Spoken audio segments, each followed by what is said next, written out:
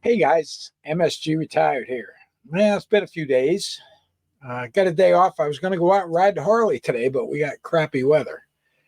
So I figured I would address the email correspondence I've had with Private Kiser, as well as some clarifications.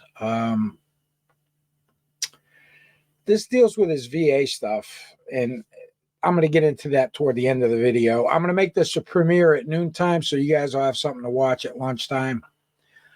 But I do want to talk a little bit about the email correspondence. I mean, he's always crying about, oh, if somebody's got questions about my military service, they need to reach out to me and I'll provide blah, blah, blah, blah, blah, before they make, YouTube videos. Well, yeah, that's not the way this works, because you don't do it. So why should we? So that being said, let's talk a little bit about his email response. And I only got the one. He never responded to my second email, which I didn't expect him to, because he's a coward. So this is the entire email thread, and I will scroll down so we can look at the first email I sent out.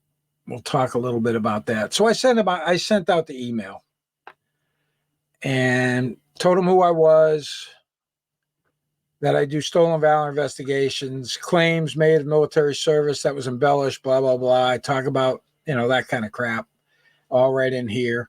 And then we get down a little bit, and I just highlight some of the tall tales he talked about, like the RPG to the grill. And an RPG is a rocket-propelled grenade. It does not have a super large charge in it. Depending on the type of warhead they put on it, whether it has a penetrator or whatever for armor piercing, it doesn't have the kinetic energy and explosive energy required that's going to stop a Humvee at 70 miles an hour. And the only way an up-armored Humvee, either a 104 or a 151, is going to go 70 miles an hour is if you drop it out of the fucking back of an airplane. Only way it's going to go 70 miles an hour. The 151s were a little bit better because they had the turbo diesels in them, but the original 104s, when they upfitted them with armor, total slug. If you could get 50 out of it, you were doing good. So I talked about that. He didn't apply for a Purple Heart. I mentioned that. A Purple Heart's not something you apply for. That paperwork is generated when you end up at the CASH, the combat hospital, to be treated for your injuries or wounds, which don't know what happened to everybody else in this Humvee. I didn't really dig that deep. I didn't want to know if he starts claiming everybody else was killed but me and blah, blah, blah. That would just infuriate me even more. And then we talked about so that basically gave me enough to kind of dig a little bit deeper. I did the DOD database dump. Yeah, he had the 2 terms of service, one in 98, one in 2005. ATARs got kicked out on a medical the first time around after 1 month and 5 days. Second time around, he was on active duty for 11 months, 16 days. However, during the basic training portion of it is when he was medically either recycled or whatever. So he spent 11 months and 16 days on active duty, most likely for treatment for whatever injury, illness, or whatever manifested while he was in basic training. He talked, I saw where he talked a little bit about, well, they gave me some medication that gave me a seizure disorder. You don't get a seizure disorder from medication. You either have a seizure disorder or you don't.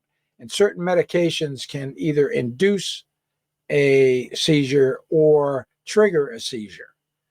So it makes me scratch my head as to his whole medical background, first time around, second time around. He also needed a waiver in order to join the National Guard. And when I was speaking with the clerk at the National Guard, she was unsure why he was even allowed to join the National Guard, requiring a medical waiver to get in. So during that time frame, 2005, everybody was trying to get as many recruitments as they could. It was hard to get them. We were in active combat in 2 different theaters, one in Iraq, one in Afghanistan, along with all the other missions that the military has to cover. So, yeah, recruiters trying to make mission. I'm not saying they're used car salesmen, but they're used car salesmen. And please don't take offense, recruiters. You guys have got the toughest job in the military. So I don't want to piss anybody off and do that. But hats off to all the recruiters that do a good job. But if you can get somebody a waiver and get them in, hey, that's a tick in the box, and that's one more to help you meet mission. So that's what I highlighted. And he actually responded kind of quickly. With all due respect, sir. Well, first off, any respect coming from you is ingenuine. It's kind of like tits on a bull, worthless. Don't even bother. Sir, nothing like putting a master sergeant in meltdown mode than to call him sir. I don't know. Maybe he didn't make it long enough in basic training to realize you don't call senior non-commissioned officers sir, unless you want to be doing push-ups until they're tired of watching. And that's it.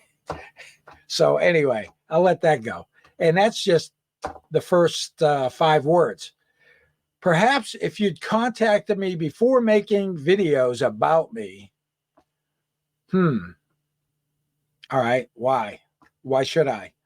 You've put it all out there on YouTube. You've made all these claims on YouTube, public forum. You've blasted it out there. Why would I need to contact you? I would have been more than happy to provide you documentation. So you've got documentation that says you served from 2000 to 2008. You did 3 tours in Iraq, Afghanistan. You've got documentation that shows that? I don't think so. Not according to the U.S. Army or the National Guard or the Army Reserve. So why the fuck would you give me documentation when you don't have any such documentation? The only thing you've got that I don't have and I'm trying to get is that DD-214 you received when you left Fort Leonard Wood that you did not go back to the National Guard to out-process. They don't have copies of it either. But while you're awaiting the rest of it, which I got half of it back already, and that was on his 1998, and all that did was confirm the copy of the DD-214 I already had. If you truly feel I've stolen valor, well, it is stolen valor. You may not meet the definition by federal or state law, which I kind of think you do. We'll have to see how that plays out. But it's still stolen valor when you embellish a career beyond anything that you may have done in basic training. And all the bullshit that you've thrown out there, staff sergeant, multiple tours, 2000 to 2008, medical board, no.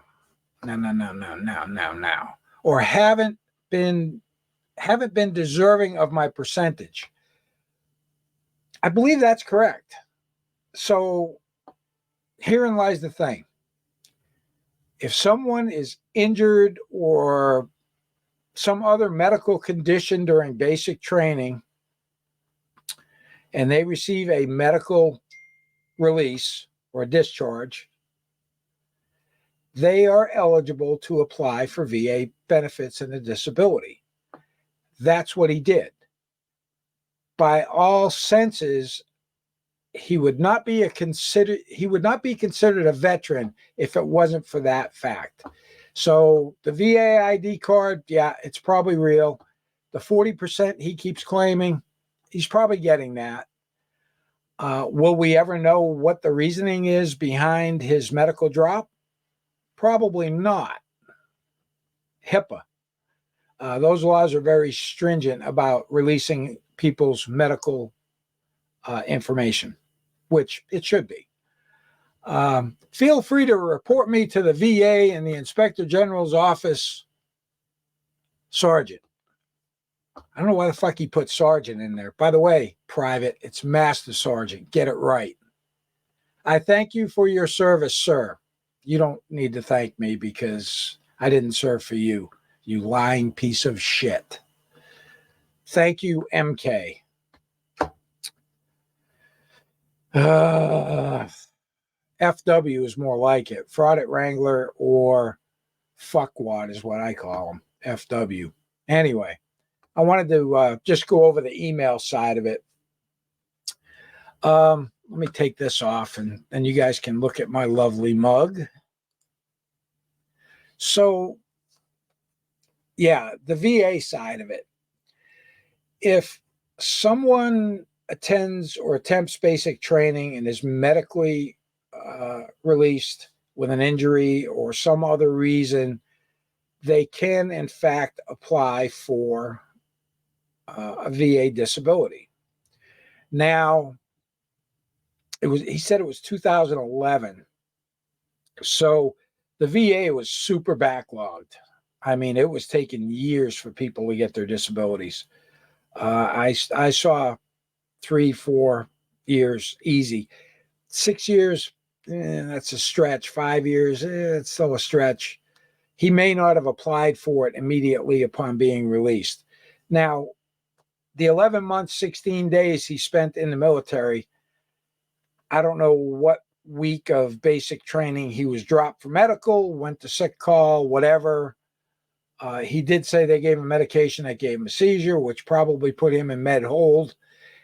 He would be treated by active duty military for whatever injury or illness had manifested while he was in basic training. Not unusual for somebody to be there for 6, 7, 8 months on med hold while they try and treat this. And because he received some type of disability on his discharge from active duty, the National Guard gave him a disability severance pay of, it was only 4 digits. So it wasn't a lot of money. And it was low 4 digits. So he got that. And then of course, he wasn't available to sign his NGB discharge, his NGB 22 form, because he never went back to the National Guard after he was released from Fort Leonard Wood for whatever reason. Maybe he was ashamed to, but, and they mailed it to him. So he should have a copy of it. Private Kiser, if you don't have a copy of your NGB 22, let me know. Send me another email with your mailing address and I'll be happy to email you one. You might find that interesting with your uncharacterized discharge. And I'm sure that's probably what's on his DD-214 as well as being uncharacterized, because I'm sure they started processing that once he was medically dropped from basic, and then they kept him on as they treated him for whatever happened. And they could have given him an honorable. I don't know. But that wouldn't have made a difference to the VA, uncharacterized or whatever.